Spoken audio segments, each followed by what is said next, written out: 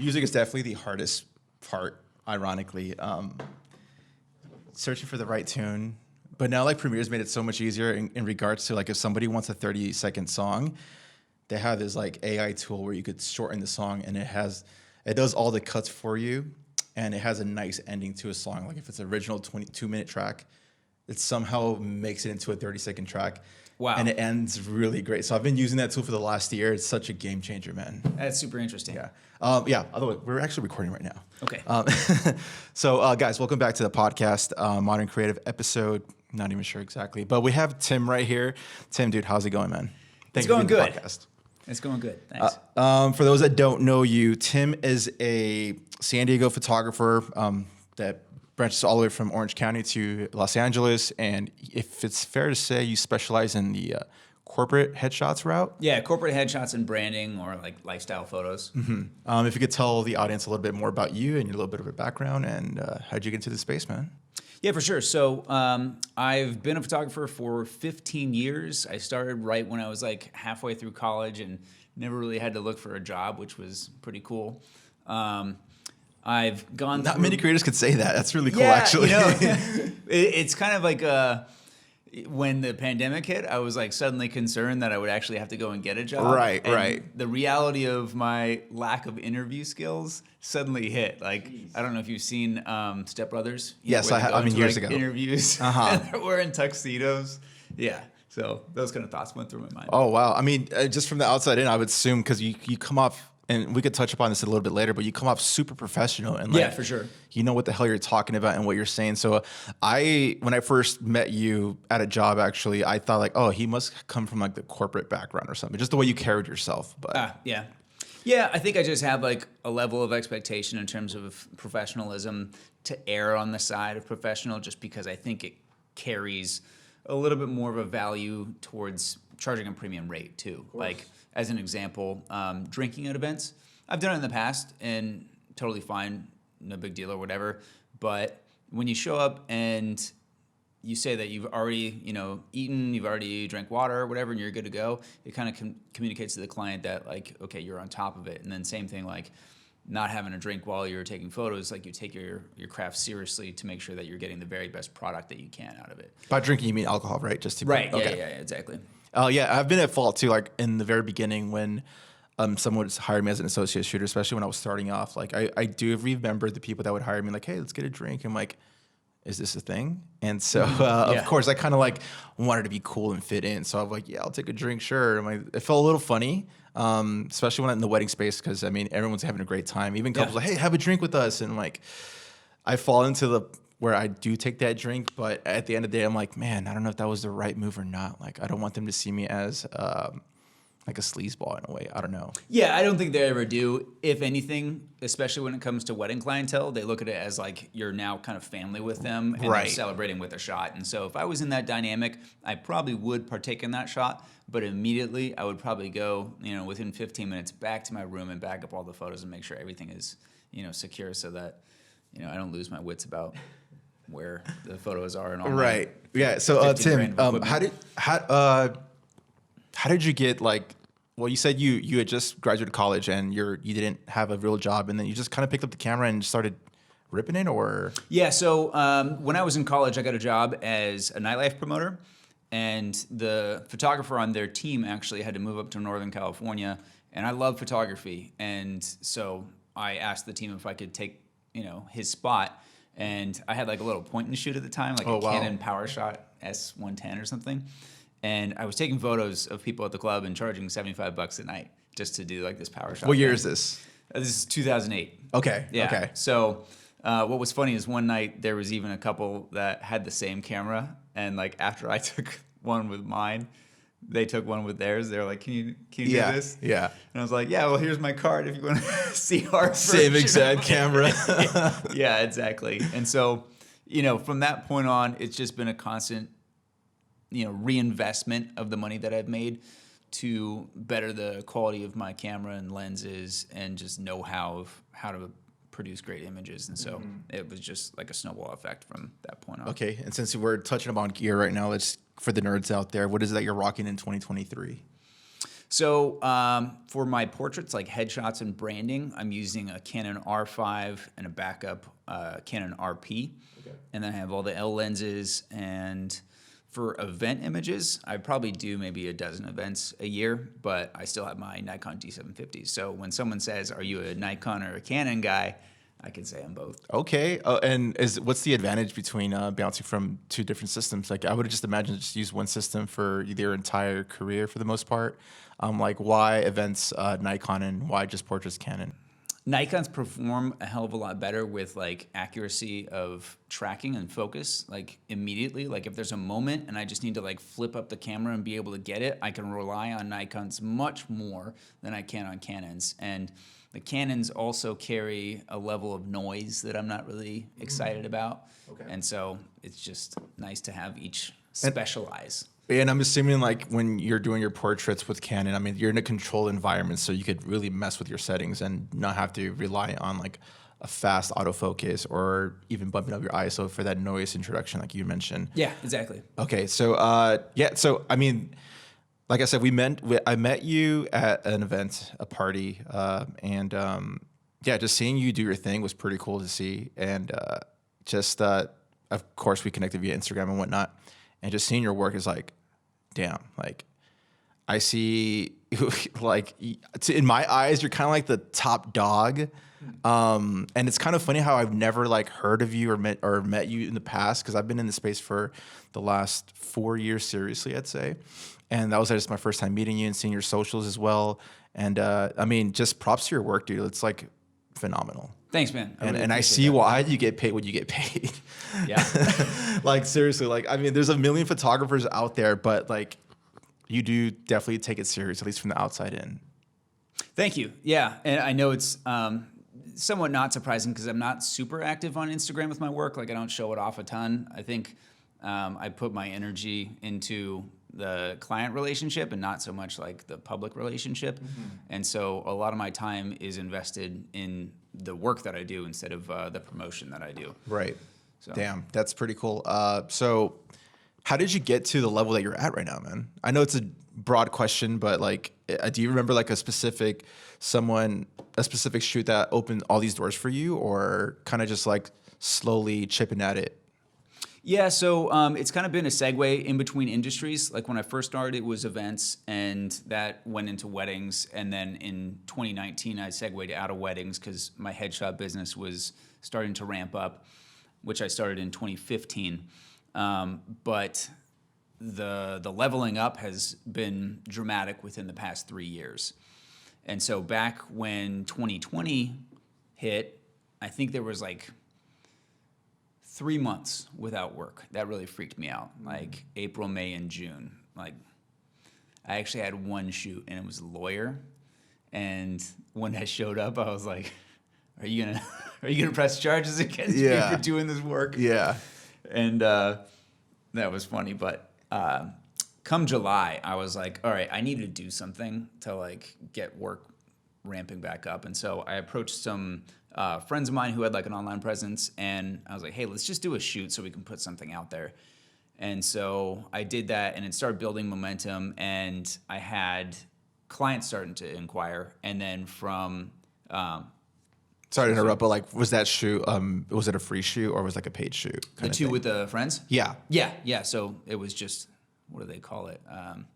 Collaborations. TFP. Oh, TFP. Wait, okay. So I see that like on many like Facebook groups. What the hell does TFP stand for? Trade for portfolio. Trade for portfolio. Okay. Yeah. Okay. Gotcha. And so one of them was my long-term client, Seth O'Byrne, that we've done a lot of work with, over the years, over a decade. And I was like, let's just go make some really cool portraits with one of your partners. And so we went to like this really cool interior design agency up in Mira Mesa and got some cool photos of him in like the warehouse area. Nice. And so just seeing that activity, I think it was refreshing for a lot of people to see like, okay, things are back in motion. And so from August 2020 until this month, I've averaged 20 shoots per month. Yeah, when we first met, going back to that party that we met at, you were mentioning your workload. I'm like, dude, how is that even freaking possible to shoot that many days? And like, I'm like, how do you edit all this? And then you kind of explain your process, which I hope we could touch on in a little bit. But bruh, that's almost every single day, almost. Yeah. That's crazy. Yeah. So the way it works out though is not all my shoots are super lengthy. Sometimes they're just 20-minute in studio shoots. Hour is like the average that I have, and then some are half-day shoots. Gotcha. So it varies between most of them, but on average, it's a 1-hour shoot for all those. Doesn't matter, man. It's still a lot of photos and images that you could knock down in 1 hour. Yeah, it is. And so to help with that workflow so I don't get completely backed up, I have to enlist the help of a team, of course. So I have like an assistant, and I have 3 editors that work on my photos, so that way, I have backups and backups when things get really congested. Jeez, that's pretty smart. And that's a good way to keep the machine rolling. As far as like your editors go, like how, I know we touched up on this before the camera started rolling, as far as editors go, like how did you train them to like, hey, this is what I like and this is my style, try to copy it? Or do you actually give them like pinpoint lessons or direction on how you like your images? So it was a walkthrough going through Lightroom and showing exactly how I prefer settings. I do have like an import preset that I use for all my photos, and then slight adjustments. And it was just, iterations of her trying to get the photos to look like what I've done in the past. And so when she went through the first few sets, I would just kind of micromanage and be over her shoulder talking about this was looking too bright. This one's a little bit too, orange or blue. Mm-hmm. Pink or green or whatnot, and it's just fine-tuning it and calibrating it. And after a while, she got the hang of it. And every now and then there are some hiccups, but that just kind of comes with the territory. Right. But in the end, like getting all that time back is well worth the time invested in the first place to get her. Yeah, and I feel like a lot of creatives, like, and including myself, like I've been in positions where I think, like, do I really want to take the time to invest in spending time and money in an editor where I could just do it myself and knock it out real quick? But like you said, you do gain a lot more time when you actually find a solid, dedicated editor that knows your workflow and knows how to make shit happen. Yeah, I need to get there eventually. Just actually sit down with the editor, either like in person or virtually, and just like, hey, this is my style of how to pull your selects, put them in a timeline, music, transitions, et cetera, et cetera. Because as of right now, what I usually do with the editors, I have them pull the selects for me, which is not my favorite part, the assembly part. And they put them in the timeline. And so he gives me a rough edit. And then from there, I do the quote unquote finishing touches, where I personally enjoy doing the color grading, color correcting and grading. And if there's any like tweaks that I feel like I could fix and make it better, then that's what I usually do. But it still takes time to do that. Even just for that part of the edit, I invest 3 to 5 hours of just that part, and then finalize it and whatnot. But to get to the point where finding an editor where kind of like what you do, like you give them the hard drive or the raws, and they do it from very beginning to very end, ready to deliver, I mean, that's the goal for sure. Yeah, absolutely. And I think the focus on investing that time in the first place to get it back has helped me be able to focus on other areas of business to make it even better and perform better. Such as? So communications. We were talking earlier about like the things that we're not so much a fan of within our work, and I think you mentioned it was the admin emails. Yeah, most creatives they don't like doing the admin work or the editing for the most part. Yeah. So I kind of took that approach where an initial time invested helps pay off in the end, and so the amount of shortcuts that I have both on my phone as well as my laptop have saved me a ton of time. Like I have template emails and template emails and template emails personalized to the sound of my voice, so that like I can seem like the most authentic version of me to my clients. And ultimately the goal is not to like dupe them to make it seem like it's me talking to them, but more so that I can actually serve them the way that I want to serve them and still be able to meet all these other client demands. And it's smart because as far as like the email templates, because I also use email templates through my CRM, you're probably getting the same 5 questions every time. So like all you have to do is pretty much tweak it as far as like changing the names or maybe some sort of detail and whatnot. So yeah, I mean, I've seen that save me a lot of time, because before I had like my CRM with the templates, I would think, I'm like, all right, man, this is another 45 minutes to an hour of curating the perfect email to sound as professional as possible and sound whatever I want to portray. And then once you get those templates unlocked, it's like, just change the name, change a couple of details, change the number, if that, send it real quick, which takes seconds. Yeah. So that's, you have to log into your CRM to get that, right? yeah, so I'm sure you have a step further where you don't even have to do that. Yeah, exactly. So I have all my emails just going through Gmail. I know that like my CRM has that kind of workflow management aspect to it, but a lot of times when a client comes back with a question, I already have like a template response for that question. And This is all via Gmail? Yeah. Oh, I didn't even know you could do that. Yeah, so Gmail might have it, but I have a browser plugin called Magical, which is what I've filled out all of my template responses to. And so I think I probably have upwards of maybe 150 or 200. Yeah, it's a lot. And then I also found an app called WordBoard for my phone where I have all these other shortcut buttons that are essentially the same templates, the ones that I use most often, that I can plug into my Gmail app as well. Because that's the challenging thing with phones, is that you can't get like some of the rich text formatting and whatnot. Yeah, that is true. Yeah, because I struggle with like, I try to stick with doing emails like on my laptop, because there I could like hyperlink certain text and whatnot. Where in the phone, unless I'm dumb or something, I can't figure out how to hyperlink certain text to a link. But no, man, I need to tap into you when it comes to that. Try to figure out those shortcuts, because I mean, we could all benefit from having a little bit more time with either like creating or spending time with your loved ones and whatnot. Yeah, and I think one of the driving factors of getting that efficiency down, especially with being responsive on emails with mobile, is because, I mean, admittedly, there are some clients that are going to book whoever responds fastest and most professional.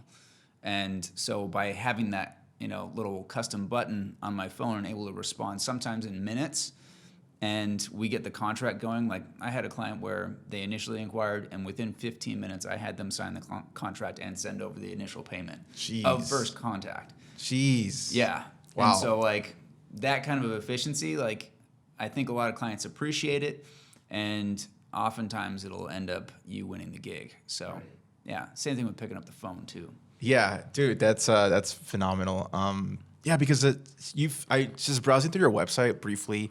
Like you've worked with like all these banks, you work with Sony and some like, how did you attract those kind of clients? Because I mean, everyone always says that, oh, I want high paying clients. I want the top at the top, but they don't really. You look yourself in the mirror and like, dude, do you look like someone that could provide that kind of value to them?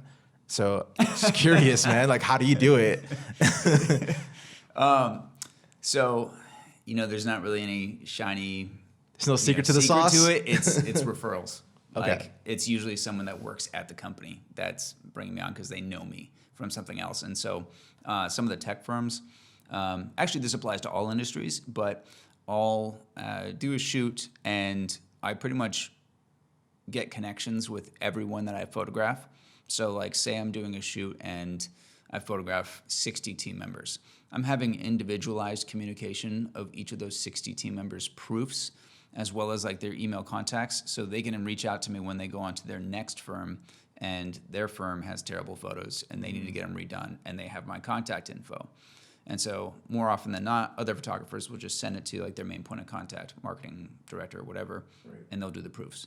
But I'm accessing all of the team members. And do you do that by like, do you literally like trade phones or like give them a business card, or how do you? No, so whenever I do shoots for large teams, I have a sign-up link for specific time slots, whether it's like a 10-minute slot or 15-minute slot.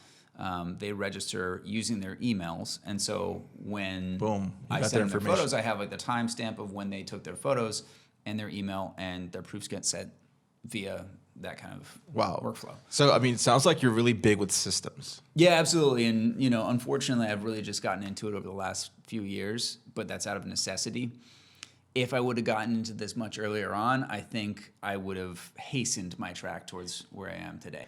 I mean, dude, call it a blessing in disguise, man, because I feel like your systems are saving you so much time and you're being a lot more efficient with, again, communicating with clients, like answering to their emails within minutes, whereas most people probably take, I'd say, within 24 hours, if not 48 hours. Dude, like a decade ago, sometimes I didn't even respond. Like, they'd have to email me twice. Jeez. And they're like, oh yeah. But that's a decade ago, though, so it's a little I different. know, but like, you know, with wedding stuff, it's like, yeah, sometimes I'll wait a week. Like, that mentality was like, you know, a long far ways back. It reminds me of like certain movies, like I think it's Swingers, where it's like, oh, when they get the dude Right. gets the number, he's like, How oh, long do you how long wait? should I hit her up right like after the night? He's like, no, 2 weeks. I'm like, what? That's so funny. Touching on weddings, like, how was your wedding experience? I mean, I feel like that's like most people's like a photographer, videographer's like entry level profession is the wedding space. So did you hate it? Did you love it? No, I loved it. Yeah, it was great. You're Like, probably the first photographer who's ever said that. yeah, and I think it's because I took the approach that I did with it. Like, I was pretty intentional about not taking on too much.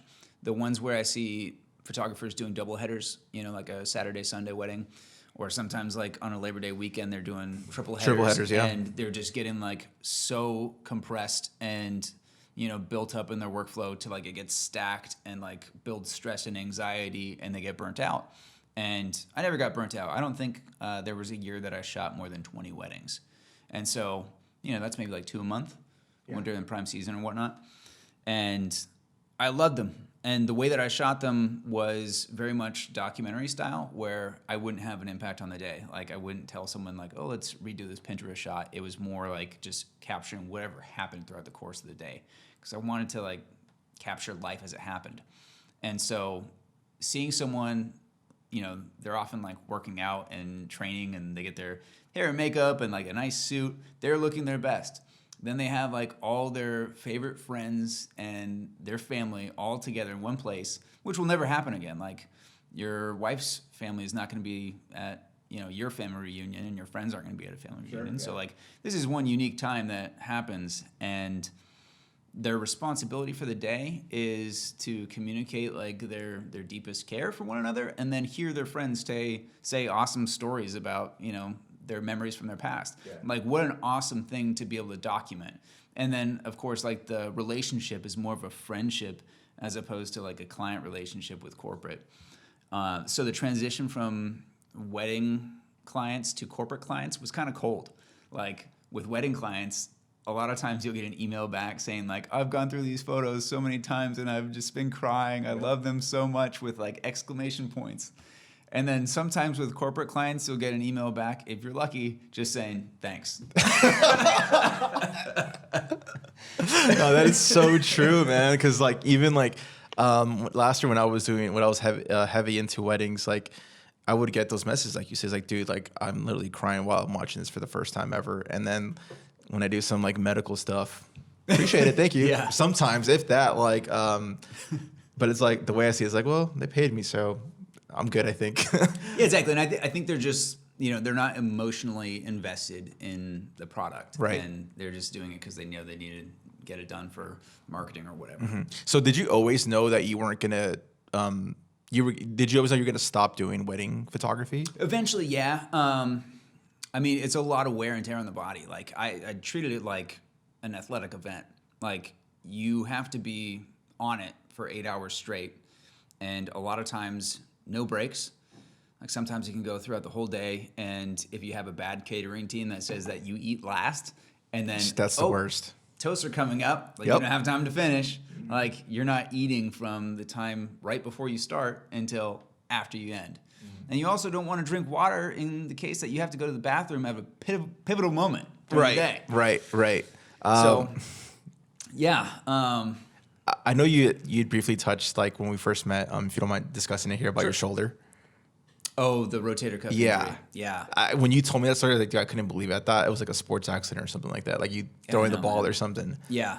That was tough. I actually thought it was a vaccine injury because I started noticing it right after I got the first vaccine shot. And like, the soreness wouldn't go away. And I was like, what is this? And apparently there is like something called shoulder injury due to vaccine administration. It's called CERVA. But it actually was due to repeated use. And so what had changed during that time in my work is that the majority of photos that I was taking were portraiture. So I'm supporting the weight with my left shoulder, And then I also switched over to C-stands and a heavier light, which are, double the weight of, small strobes. And so like I'm using my left hand to hoist at the same time. And then coupled with carrying a gear bag, like it just a lot of wear and tear on the shoulder, and it was a small rotator cuff tear. And so like I've had to take a lot of provisions and do PT to get it back into functioning order. And I think like I'm approaching the light at the end of the tunnel, which is a big relief. Dude, I'm glad you're finally getting to 100%, because I remember when you told me that, dude, I think I started hitting the shoulders even harder at the gym, man. Yep. Yeah. I know I can relate to when you're saying like it's like you treat it as like an athletic event. Like, yeah, I make sure I got myself like some nice, good, comfortable shoes that are still stylish and professional looking. Good clothes that's breathable, but also looks professional at the same time. And yeah, I mean, I always have some sort of like a trail mix jerky with me. Yeah, that's good thinking. And I could hold myself for a while, so I could drink a lot of water and just hold it for a bit and not miss that special moment. But yeah, no, I always tell my associate shooters all the time, like, hey, I'll bring water. You can't rely on anybody to like feed you or even have water for you. Bring water, bring a trail mix or something. And yeah, I always say, stay hydrated. Gotta stay hydrated. Gotta stay hydrated. Because it's a long freaking day, man, like you said. Yeah. But before I forget, did want to mention the reason that I left weddings, actually. And it was because I recognized the importance of these kind of events with like your favorite people, and I realized I was missing out on a lot of them with my friends and family because they're all on the 9 to 5 schedule, which is opposite the wedding schedule. Yep. And so holiday weekends and birthday celebrations often falling on the weekend, I was missing out. And like, how long can you do that in life? And so I also didn't want to overstay my welcome in weddings to get to a point where I had any kind of bad taste left in my mouth. And so I had my last wedding in 2019, and it was great. It was with a couple up in LA, and I told them about it. I told them that was my last wedding, and they were like, oh my God, we feel so privileged. And it was a really good send-off, so I was really happy. And then I was also really happy because when 2020 hit, I saw all the chaos that went down with rescheduling and lawsuits and yeah. So yeah, you avoided all that chaos for sure, to say the least. Yeah. So congratulations on not doing weddings. Do you ever get that itch to maybe do a wedding for like a friend or someone absolutely. special, a family member? Yeah, and I have friends that ask me to do that, and like a lot of times now, I've got really fun weekends already planned, and so I'm like, I can't do that, because I've got this trip out to Washington to go see this band play at the Gorge, or a trip to go to my own friend's wedding in Carolina. Well, that's cool because it seems like you are doing a pretty decent job with work-life balance. Since you're first of all, you stop doing the wedding stuff because it does take most of like the prime days out of the week. And now you have editors, so you don't have to be stuck in your computer, spending all-nighters editing photos, delivering photos and whatnot. So, I mean, it's really cool that you really have a pretty healthy work-life balance. Safe to say?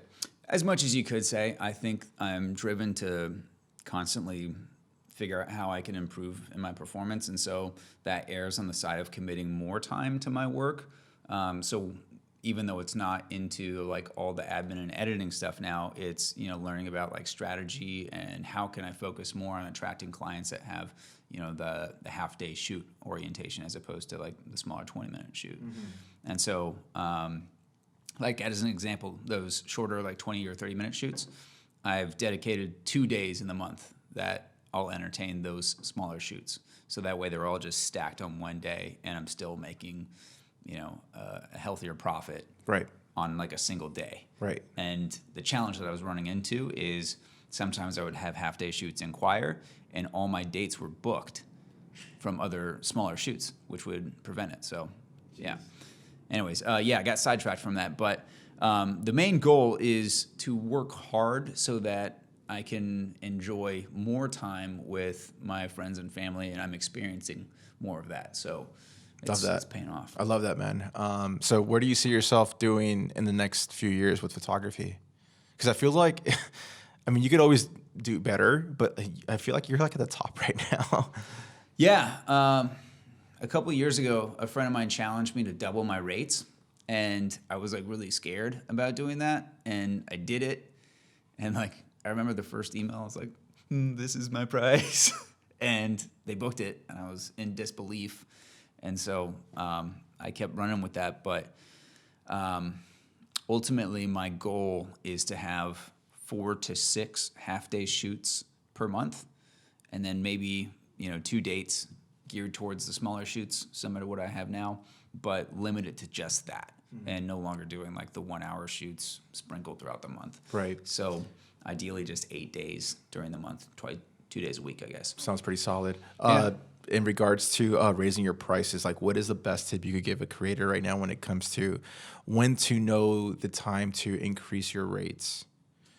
Because everybody always says like, and I've been guilty of this, like, well, I'm worth this much. But bro, if the market's not saying you're worth that much, then maybe you should relax. Yeah, and it's tough because like what's funny is when I did that hike with doubling the rates, one of my closest friends was the one that said, I don't think this is a good idea. And sure enough, the market showed that I could do it. And I think one way that's indicative of when you should raise your rates is when you're getting an amount of inquiries that are indicating that you're going into a busier direction, as well as when you're compressed with your time. And so if you don't feel confident in raising your rates, but you're still making a healthy profit, one thing that you can do is buy back your time by hiring editors and figuring out what you can do to make yourself more available. It's difficult to compare to others in the industry because when I look at others, usually I'm double the rate that they are, and that would make me think like, I'm not charging the right amount, but here I am thinking that I'm gonna raise my rates even more, especially with this most recent video that I did with a team to make a promotional video for my work. I'm going to have to charge higher rates because otherwise companies will look at me and be like, this does not align. Yeah. So when can we expect that video? Because I remember seeing your stories and I'm like, dude, it looks like a freaking movie. yeah, dude, the production was insane. Like, Yeah. I was not expecting that at all. And when they showed up with like, I don't know, 30 C stands and like this high grade production level lighting and, the red and other cameras. Right. And, yeah. They're going to have proofs back my way for revision end of April. Nice. Yeah. And this is like, if you could touch on this, like, is this more like a 60-second, like a... So I have 3 different cuts. I'm going to do a 3-minute full-length video for my site, a 1-minute video for LinkedIn, and then a 30-second video for Instagram that I'll probably pin. So you knew exactly what you wanted. Oh, for sure. That's awesome. Yeah. Yeah, because I mean, I can't say most. A lot of clients that I've dealt with, especially starting up, they know they want video, but they don't know exactly what they want. So I'm like, well, I can't figure it out for you. So I'm trying to ask you a million questions. You're not answering these questions. So it's like, do you know what you want after all? So it's like, that's cool that you knew exactly. Well, I mean, you're a little different because you are a creative yourself. So you know what's going to work and what's not going to work. Yeah, and I think I err on the side of knowing what I want a little bit too much. I have to hold myself back from like, going over this video team's shoulder to say like, okay, how's this going along? Like, because I am very intentional about stuff. But one thing that actually came about during this project is initially I had thought what I had wanted, and having my contact at the video team tell me like, well, there's this premium option that includes a lighting tech and cinematographer and all this other stuff, and it was like a 25% increase on price. Right. And I was like, I don't think I really need that, but we went with it, and I was like, I'm so thankful that we did that, because just seeing like some of the... What made you pull that trigger if you just say you didn't think you needed that? Well, when you're making an investment like this, like I don't plan on making another investment like this the rest of my career. Yeah. And so I wanted to have the assurance that it would be the very best, and I didn't pull out any stops. Yeah. The goal of this video is so that I can command a higher price point and give those clients assurance that like, okay, this is a very well done video. Like, I feel confident in going with his team, because a photographer that's not worth their weight in gold is not going to be able to afford a video like this. Mm-hmm. I wish most businesses had that mentality, man. It's, That's so cool. I'm really excited to see that video. Like again, I think I did see like a couple of Reds out there, and I saw the crew. It's like I'm so used to like 1 or 2 man bands, but that was like pretty special. Yeah, yeah. There was a 5-person crew and 2 full shooting days at multiple locations, and getting my clients on board to schedule their time and do like some mock stuff. It was a lot of communication and coordination. That's But it paid awesome, off. man. That's awesome. So, congratulations on being engaged, man. Thanks, man. That should be fun. Do you know where you guys want to get married, or? So we're thinking somewhere in Europe. Some thoughts bouncing around are Spain and Switzerland. That's awesome. So, yeah. You gotta you're gonna find it like your own like local photographers and videographers out there, or I like don't how are you? think I'm curious so. to see how you approach it, because like when I got married, we were kind of particular as far as like the video aspect and the photography aspect. We ended up booking a local videographer from the area, or photographer from the area, and I flew out my associate shooter to film our wedding. So I'm curious to see your thought process in regards to like documentation, or if you even care. Yeah, so one thing that was interesting is when I was over in Spain with my fiance last year, we did a photo shoot just to like celebrate our time over there because we spent a month over in Europe, and we did it with a photographer that was local to Portugal, and it was really fun. Like we had got some great photos out of it, but the communication barrier was a little bit of a challenge, and I think on the wedding day itself, I think it's really important to have a relationship with the photographer and videographer and get along and just like really have that kind of synergy.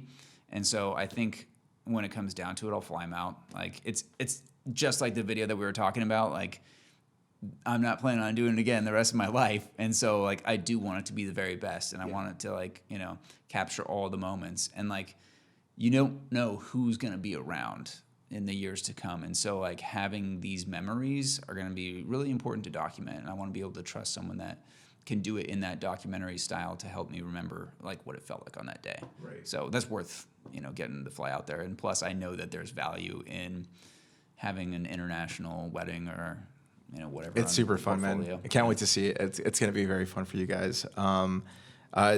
Before we start wrapping up, man, because I don't want to take too much time out of your hands, I know we discussed gear, talked a little bit about, I know you mentioned LinkedIn. Like, is LinkedIn been pretty fruitful for you?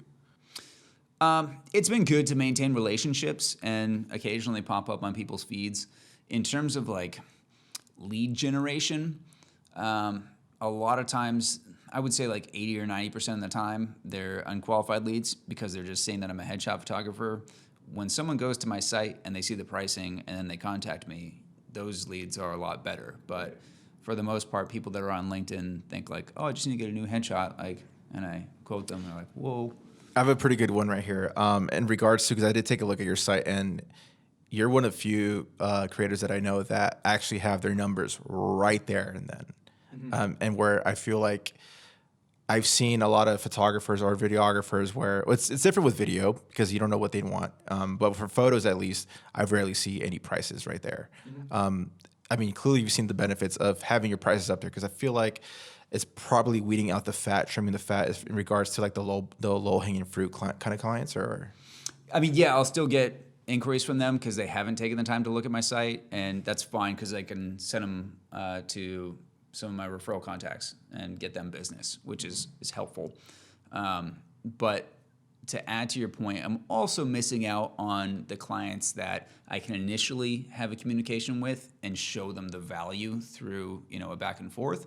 But that's also time. And at this point, like I am filled up with shoots to where like I don't have to worry about those kind of clients. And I think having the transparency on my site it shows a little bit more of like I know what I'm worth type thing, and there's not really any wiggle room. I do know some other photographers that charge based on usage rights, and it never really sat well with me because I don't like the back and forth of those discussions. A lot of times it's a small business that has 12 people that want headshots for the website, and they don't even know what usage rights means. And I don't want to go through the path of educating people. Like it's just, it doesn't gel with me to do that. And yeah, so I haven't taken that route. I appreciate your honesty, man, because like it's true. Like you see the numbers of like, all right, well, clearly this guy's really good, or he's like full of it. But I mean, your work speaks for itself. So it's like you're clearly doing something, doing great. Do you have one last tip for any creatives that are maybe starting off or trying to figure out in the space how to go full time from this, break off the side hustle kind of area? Absolutely. Pursue mentorship. That combined with accountability, like if you have accountability friends or like a group, that's going to propel you the most. Like finding someone in a space that is more advanced or has more time than you, that's willing to share tips, even if it's just like assisting them for free and just hearing them talk about like, oh, maybe you should do this, and then implement it right then, like as soon as possible, implement it. And then when you implement it, tell that person that you implemented it so you can show that you're taking action on their advice, because that's the best feedback that you can give someone that is trying to help you, is showing them that you're taking their advice. I've had a lot of people take me out to pick my brain at coffee or whatever, and then they don't do any of the advice that I tell them, and I'm like, I just wasted my time. Yeah. But And I got you a coffee. yeah, exactly. And so I did wanted to ask you if you invested in like either some sort of like e-course or books. Yeah. What is that you're reading or consuming to like soak up all this kind of knowledge? Yeah, for sure. So I've done some courses on Creative Live. They have a membership where you can go in and pick and choose which courses you want to learn, and it's all in a library. And then another one that made a big impact on me was Meg Marie's branding photographer course. And then I also seek out one-on-ones from different photographers. Usually we'll do like a half-hour Zoom where I'll ask them specific questions that I've prepared ahead of time and then get their critique on either a gallery or my portfolio. And that way I can kind of... Any in the like the business space? It sounds like it's more like creative and like actually how to shoot, how to edit. Yeah, no, I was thinking that you were going on the creative route. That's all good. I mean, it's good to know that because yeah, for sure. Even like for you, like someone like so professional with your catalog, the fact that you're still trying to improve in your actual editing and photography, dude, props. Thanks, man. I think Meg's course is probably the best overall, all around business course. She talks about like pricing models and how to price yourself out and like looking at your numbers. Really healthy all around, like. Everything you want to know in terms of like building a branding business, but you can also apply it to any type of photography. Mm-hmm.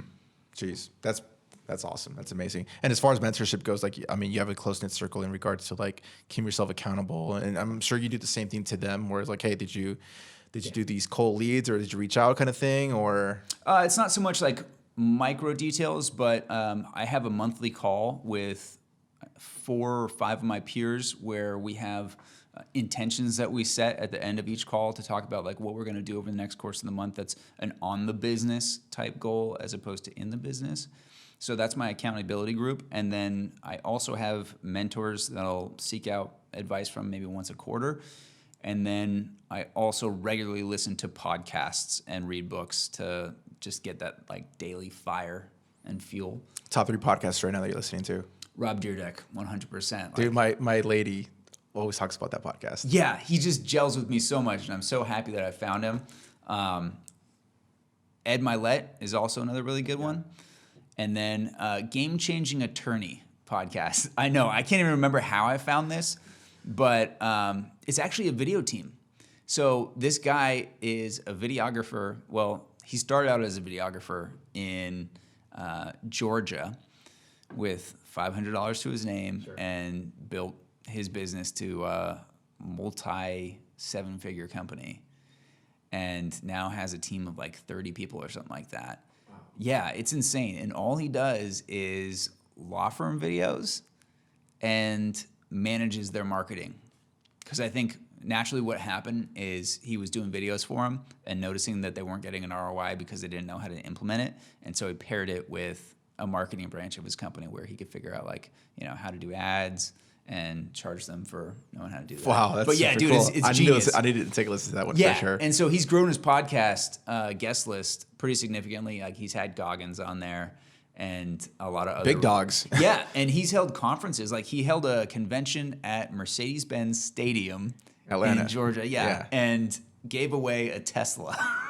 Some light. Dude, isn't it insane? Some like, light. Dude started off as a videographer. Jeez. All right, so there is light in the end of the tunnel. Yeah, the guy's vision is like unbelievable, and I really respect him. So mentorship, accountability, and yeah, I mean, it sounds like the formula right there. It sounds very simple and very broad, but it's like you said, there is no secret to the sauce. I mean, all the information's out there. You just got to actually apply the knowledge. Right, and if there was a secret sauce that I could label, it would be grit. And I don't know how to foster that. I don't know how to get that out of someone. Like, I would say that you have it or you don't, but I think it's if you choose to have it. Like, you can choose to have grit and, like, be resourceful and think, like, okay, I'm going to get this no matter what. I'm not going to take no for an answer. I'm going to go after it and, like, be persistent. And I think that really makes the difference all across the board, because when other people give up or they think it's a, sunk cost or whatever. Well, Instagram makes it look super easy nowadays. How to be successful with holding a camera nowadays. So it's like, yeah. But before we really take off right now, I just remembered, give me one client horror story. You don't have to bring up names. You don't have to bring up the year if you don't want. You don't have to bring up numbers. Ballpark numbers would be kind of cool just to educate the audience. But if one they could think of, one that sticks out. Oh, man. From the inquiry to the execution and all that good stuff. I'm trying to think. So, like a failure? Could be anything.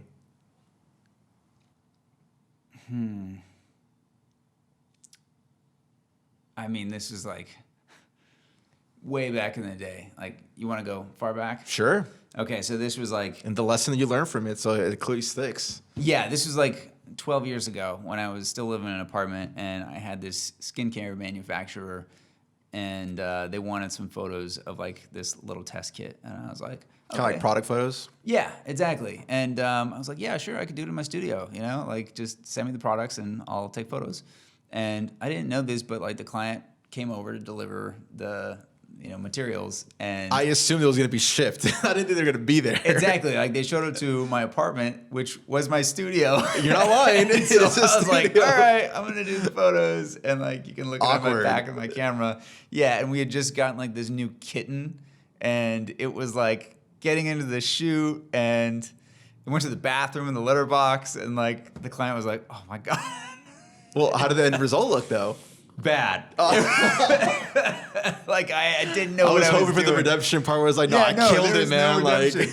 It wasn't just that, but like, they asked if any of the photos could be edited or whatever, and like I saw the email string they had back and forth before they finally emailed me, and they were like, I don't think these photos can be salvaged. I was just like, jeez. Oh, like, you gotta love people that don't know how to use technology, like basic email etiquette, like where they send the entire thread to you on accident. Maybe they meant to do it. Or maybe they meant to do it. Yeah, who knows? But geez, okay. So what did you learn from there? I learned to just not bite off more than I can chew in terms of like what I can really, confidently say I can do. But adding to that though, something I picked up a couple years ago from a headache client was, instead of looking at headache clients as like the most frustrating part of your day, turn it into gratitude.